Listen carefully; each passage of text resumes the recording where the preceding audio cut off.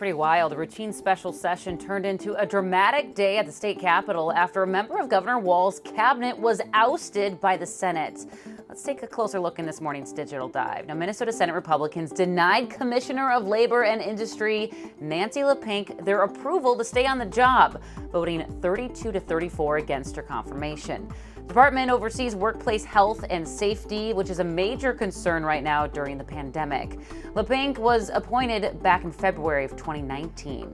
In a tweet, Senate Majority Leader Paul Gazelka wrote, "I privately told the governor in February that the Department of Labor and Industry Commissioner was not working out. I asked him to find something else for her. That didn't happen. Today, she was not confirmed."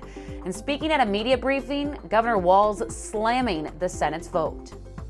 To have Nancy LePink get caught in the middle of a petty political move puts Minnesotans at danger, and it highlights the fact that I am so disappointed that Senate Republicans are not taking COVID seriously, and they're not taking the safety of Minnesotans seriously.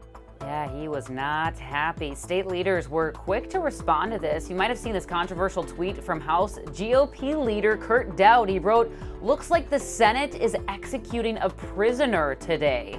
And appearing to be referencing LePink, Gazelka replied, "There is never a great time to let someone go because they're not doing their job."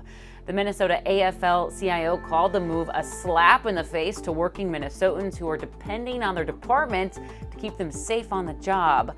And Attorney General Keith Ellison accusing Senate Republicans of using LePink as collateral to get Walz to give up his emergency peacetime powers. The story also has a lot of views sounding off on our KARE 11 Facebook page. Deanne here thinks this whole thing was mean-spirited and that the Senate should be working to solve our state's problems, not creating more division. But Paul says, finally, stand up for your constituents. Recall Walz next. Now, this was the first time a cabinet member has been removed by the state Senate in 12 years. You can see how other labor groups and state leaders are reacting to this news by heading to KARE11.com. And Gia, to say it was tense, I think is a huge understatement. Yeah, for sure. I mean, we're seeing the reaction. There's so much on all sides with this announcement. Alicia, thanks.